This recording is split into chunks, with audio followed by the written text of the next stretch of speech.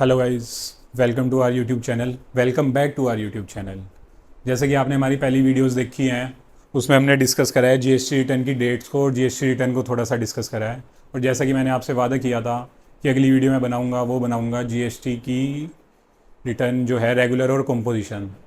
तो ये मैंने थोड़ा सा हल्का सा ब्रीफ सा वो है, आप चाहो तो इसका स्क्रीनशॉट ले लो, जो मर्ज़ी ले लो। फिर मैं इसे डिस्कस करना शुरू करता हूँ, क्योंकि अब हमारी वीडियोज़ में मस्ती कम होगी और काम ज़्यादा होगा। ऐसा नहीं है, आपको बोर नहीं होने देंगे हम। मस्ती मजाक डायलॉग चलते रहेंगे, क्योंकि हम भीड़ में सिर्फ दौड़ना नहीं सिखाते, हम भीड़ में जीतना सिखाते हैं। ठीक है जी। तो आज का हमारा टॉपिक है जीएसटी रिटर्न्स कितनी तरह की होती है, या जीएसटी रजिस्ट्रेशन कितनी तरह के होते हैं। तो जीएसटी रजिस्ट्रेशन दो तरह के होते हैं, रेगुलर और कॉम्पोजिशन। ठीक है जी। रेगुलर और कॉम्पोजिशन। जब भी कोई आपके पास आता है, अगर आप एडवोकेट, सीईओ, कुछ भी हो, अकाउंटेंट हो, या आप खुद एक बिजनेसमैन हो, जैसा कि मैंने बोला था बिजनेसमैन को जीएसटी की बहुत ज़रूरत पड़ती है। तो हमारा जो क्या बोलते हैं, जब हम जीएसटी रजिस्ट्रेशन लेने जाते हैं तो या तो हम रेगुलर में लेते हैं या कंपोजिशन में लेते हैं। अगर आपको लॉन्ग टर्म में काम करना है तो आप रेगुलर में ही लीजिएगा। Composition is for small businesses only.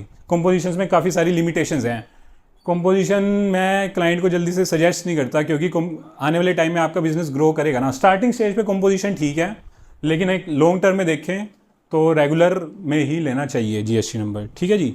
तो जीएसटी रजिस्ट्रेशन कितने तरह के होते हैं, रेगुलर और कंपोजिशन। फिर अगर आपका रेगुलर में है तो आपकी रिटर्न्स मैं आपको बता ही चुका हूँ कितनी जाएंगी। 3B जाएगी, R1 जाएगी, 2A 2B, ये सब हम डिस्कस कर चुके हैं पहली वीडियो में। और अगर आप कंपोजिशन करते हो तो आपकी GSTR 4 जाएगी। ठीक है जी। GSTR 4 कंपोजिशन के लिए। रेगुलर के लिए मंथली, क्वार्टरली, ये सब हम पहले ही डिस्कस कर चुके हैं। और बाकी लिमिट्स वगैरह हैं, ये सब की अगर आप कहोगे तो मैं एक लॉन्ग वीडियो डाल दूंगा। बाकी कंपोजिशन में जो बेसिक है टैक्स, वो 1% जाता है। और रेगुलर का मैं टैक्सेशन सब, रेगुलर को आज हम डिस्कस नहीं कर रहे, क्योंकि रेगुलर के ऊपर मैं ऑलरेडी एक वीडियो बना चुका हूँ। ये तो वीडियो सिर्फ कंपोजिशन के लिए है कि कंपोजिशन में क्या क्या होता है, कंपोजिशन के रजिस्ट्रेशन में। ठीक है जी। तो रेगुलर को तो हम हटा ही देते हैं।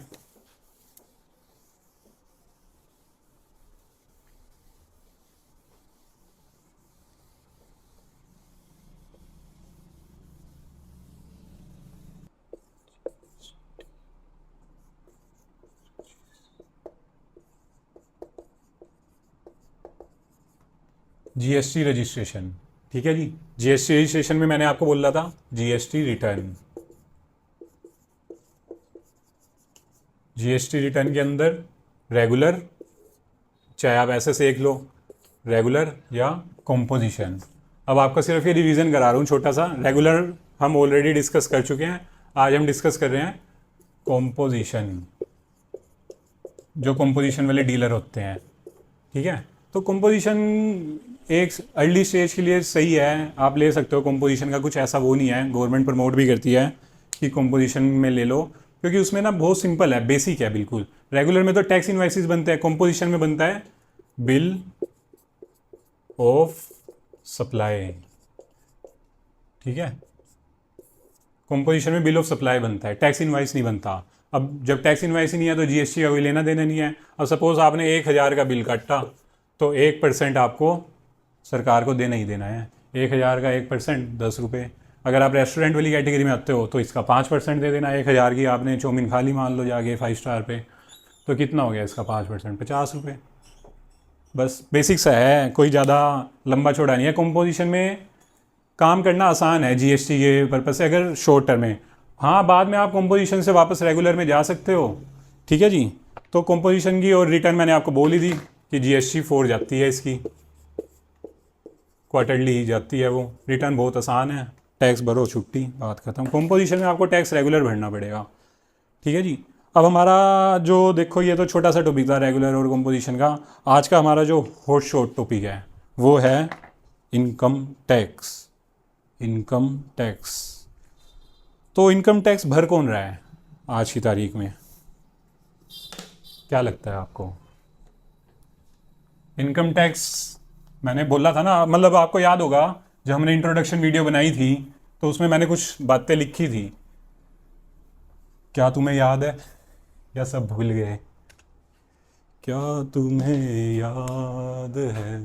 मैंने बोला था हम डिस्कस करेंगे जीएसटी और इनकम टैक्स। जीएसटी किसके लिए? बिजनेसमैन के लिए। बिजनेस,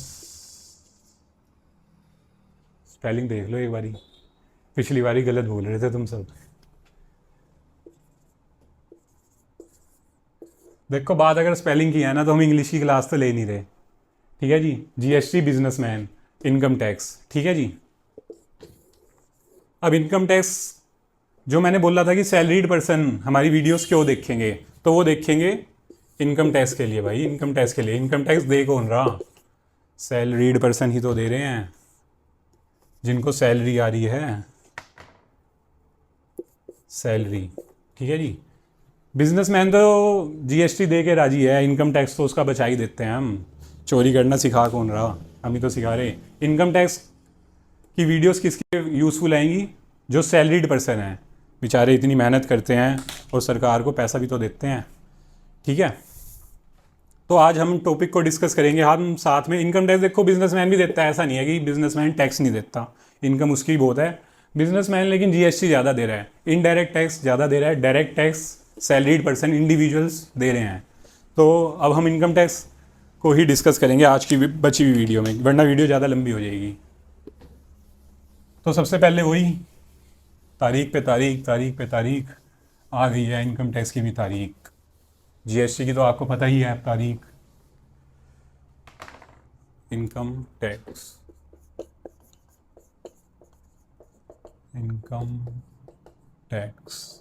अब इनकम टैक्स की ड्यू डेट्स क्या हैं, और इनकम टैक्स की रिटर्न एनुअल भरी जाती है, मंथली भरी जाती है। लोगों को बहुत कन्फ्यूजन है इनकम टैक्स और जीएसटी को लेके। तो सबसे पहले मैं बता दूं, इनकम टैक्स एनुअल जाता है, एनुअल जाएगा, ठीक है जी। अगर एनुअल नहीं लिख सकते तो ईयरली लिख लो, बात तो एक ही है। एनुअल की भी स्पेलिंग कोई मुश्किल नहीं होती। इनकम टैक्स, ठीक है, लेकिन आज हम इंग्लिश की क्लास नहीं ले रहे ना आपकी। तो इनकम टैक्स की ड्यू डेट्स, और मैंने आपको बोल ही दिया ईयरली जाएगी, साल में एक बार ही जाएगी, चाहे व्यापारी हो चाहे कोई हो। अब उसमें केस क्या बनते हैं? नॉन ऑडिट केस, ये तो है बेसिक, जिनके ऑडिट नहीं होते। इसमें एक वर्ड पे ध्यान देना, ऑडिट, ठीक है। उसके बाद ऑडिट केस, ऑडिट केस पहले हमें पता होना चाहिए ना हम ड्यू डेट किसकी डिस्कस कर रहे हैं, नॉन ऑडिट केस की या ऑडिट केस की। और भी केस होते हैं लेकिन मेन ये दो ही होते हैं जिनकी ड्यू डेट्स होती हैं। Audit case is for basically businessman, व्यापारी, एंटरप्रेन्योर, ठीक है। और नॉन ऑडिट केस, इसमें भी बिजनेसमैन भी भर सकता है, सारे भर सकते हैं। तो अब वीडियो को ज़्यादा लंबा ना करते हुए डायरेक्ट आपको बताते हैं डेट्स। देखो वैसे तो जो इनकम टैक्स की डेट है, जो ऑफिशियल डेट्स पिछले साल तक थी भारत सरकार की तरफ से इशू करी हुई, पिछले साल की बात कर रहा हूँ, 31 जुलाई, 31 ऑफ जुलाई। और ऑडिट केस में 30 ऑफ सितंबर, ये पिछले साल तक थी। अब इस साल जो है फॉर्म्स अपडेट हुए हैं, तो इस साल की डेट्स क्या हैं? इस साल से मेरा मतलब है असेसमेंट ईयर या प्रीवियस ईयर बोल लो, क्योंकि इनकम तो हम प्रीवियस ईयर की कर रहे हैं ना। तो अभी हम ऑडिट केस भी डिस्कस नहीं कर रहे क्योंकि इसकी डेट बहुत दूर है, अभी तो आई नहीं। फिलहाल हम नॉन ऑडिट केस को डिस्कस कर रहे हैं।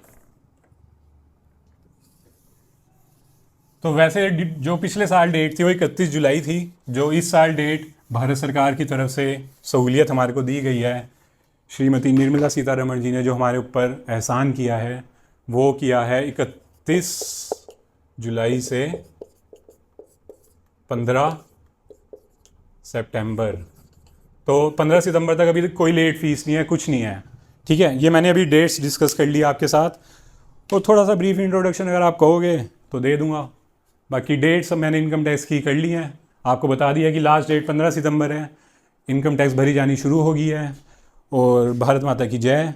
अभी भी हम इसके बाद इनकम टैक्स पे और भी डिस्कस करेंगे, डिटेल में डिस्कस करेंगे, हेड्स ऑफ इनकम डिस्कस करेंगे, बहुत कुछ है बोलने को, मगर आप में सुनने का दम होना चाहिए। तो नमस्कार, राम राम, सत श्री अकाल, फिर मिलेंगे इसी मोड़ पे।